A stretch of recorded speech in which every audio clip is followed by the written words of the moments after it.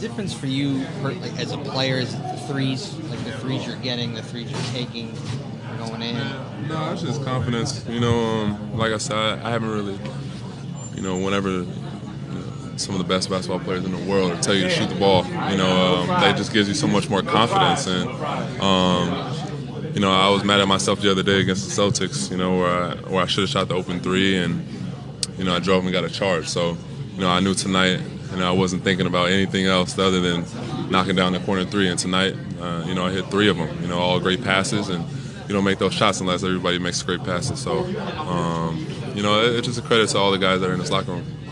Were you guys conscious? Were you conscious of the record pace the team was on? Ooh, no, I didn't know that. I think 25 threes, 20, yeah. So that's, anytime you're a part of that, you're part of a little history, a little stat history, and then you get the win. It's even better. So, 25 threes. I think Bron had 6 or 7 threes, and it just Kyrie had 4 or 5 threes tonight. So whenever you see that, you see the ball going the hoop a couple times early. The basket seems to get a lot bigger, and that's what it was tonight. Derrick, have you ever had this kind of green light to just, and we've talked about you being you, but where you've had this freedom, I guess? Man, just taking what's given to me. You know what I mean? And with Kyrie and LeBron and guys like that, just taking the pressure of getting to the hoop, and everybody collapsing. That three is open. So I just want to keep continuing to play well, keep knocking down shots, keep making the extra passes, keep playing great defense, and keep getting wins. And during the 10-day contracts, did you ever think about that pressure at all? No. Like I said, I kind of put myself into that scenario. I kind of wanted to start over and really just give it my all this time. You know what I mean? This time around, and with no regrets. No matter what happens, I was happy with my decision, whether I played good or played bad. It doesn't matter at that point. I just wanted to really come into a spot and really help a team get wins, and so far we've been playing well. It's always about betting on yourself, right? That's what I did. That's what I've always done my whole life. Always been like an underdog type player, and you got to bet on yourself. You got to have the confidence in yourself to really try to be great. And like you said, I bet on myself, and everything's going good. So, any special feelings going back to Miami? I know it was a short period of time, but you did get some defensive roots there. Yeah, no. I do give a lot of credit to the staff, the training staff, the strength and conditioning coaches, everybody, just for getting myself ready to kind of be thrown into the fire, playing 20, 25, 30 minutes a game, and everything's been going well, so I'm happy we're going back over there to go get a win, on a back-to-back. Thanks, sir. All right. We need your help in getting the Super 6 most needed food items to the queue for the 2017 Harvest for Hunger campaign. What are the Super 6? Cereal, peanut butter, tuna fish, canned vegetables, beef stew, and canned soup.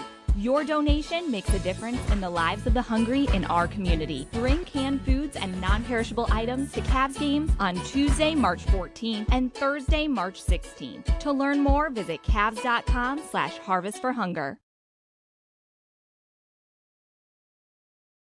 How difficult was it when they came back and to find the resolve and the capacity to finish it off? The game slowed down. They started getting to the free throw line.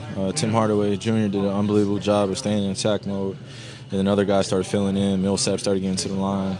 They do a great job of being able to play the inside-outside game. And when Tim Hardaway's going like that, he's been playing really well. You just got to stay to him as much as you can and make it difficult. But got close, didn't want it to. But sometimes the game works out like that.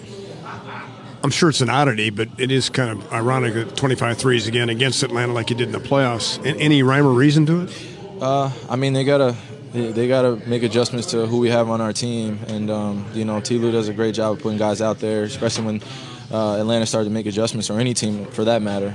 They gotta live with something, and guys were getting in the paint. We were making an extra pass tonight, so it looked good. Our offense looked really good, and our defense looked good as well, with the exception of giving up the lead in the fourth quarter. But we were really solid the whole night.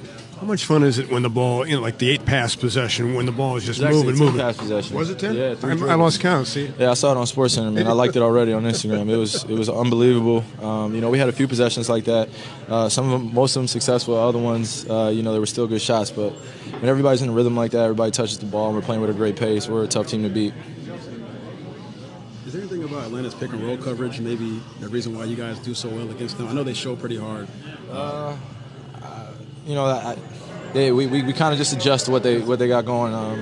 Like I said, when you play with an unbelievable pace, even when pick and rolls in transition, they're tough to guard. But Dwight's in the paint. Paul Millsap can guard ones like he did tonight. After you got to stop him, man, I was like, that's good D, Paul.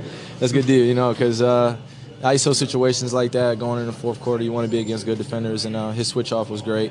But their pick and roll coverage, we just try to make adjustments and try to get offensive baskets. You had the one dribble between the legs, and they showed a video of Pistol Pete Maravich tonight. I assume you've watched him on YouTube. Did you take anything from his? I came out early to see his number get retired, and just knowing the impact that he made on the game. My dad probably has to move out of the way. AI's probably got to move out of the way. Kobe's probably got to move out of the way. But Pistol Pete was unbelievable, man. And I wish there were more highlights. I sit there and just type in Pete Maravich and watch him just, really transition from college, from LSU into the NBA, be able to score the basketball and be able to pass like that. And he was just having a whole bunch of fun. And he still didn't think he was playing well enough when he scored like 60 or 50. So a great player like that, echoes greatness. So he's great. All right, anything else? Thanks, guys.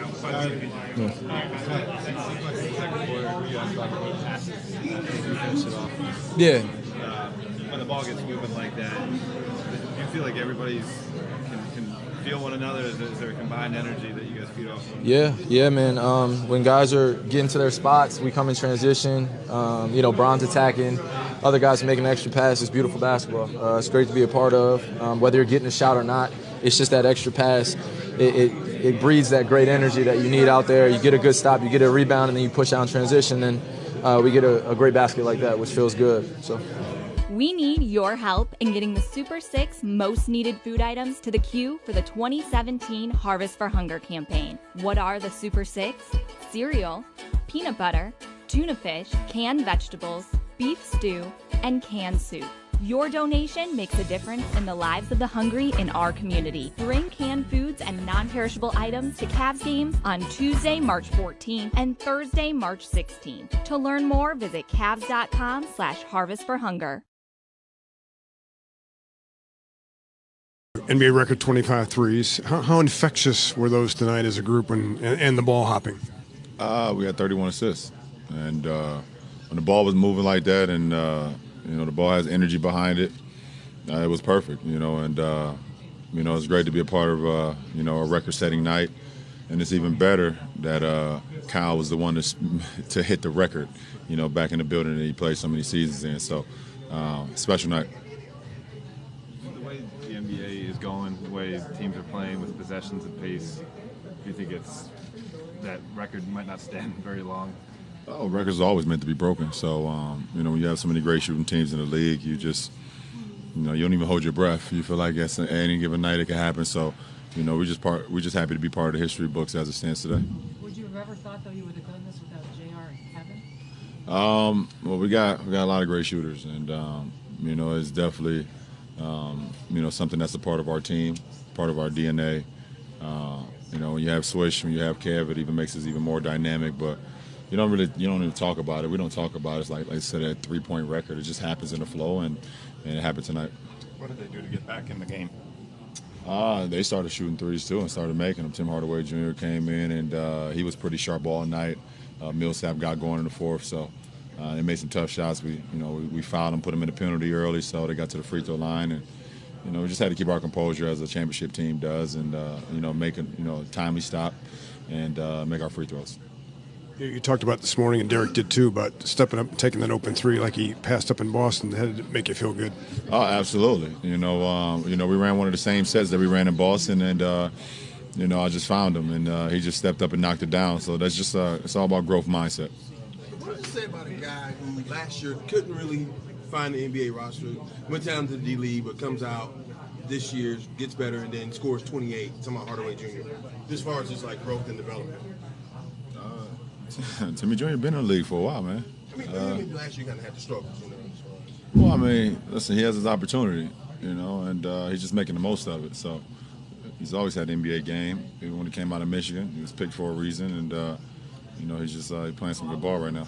Ty told us post game that he didn't have to address it with you guys, but he felt like you guys knew that you kind of messed with the game late. What do you think contributed to the Hawks comeback? Well, I mean, they got in great rhythm.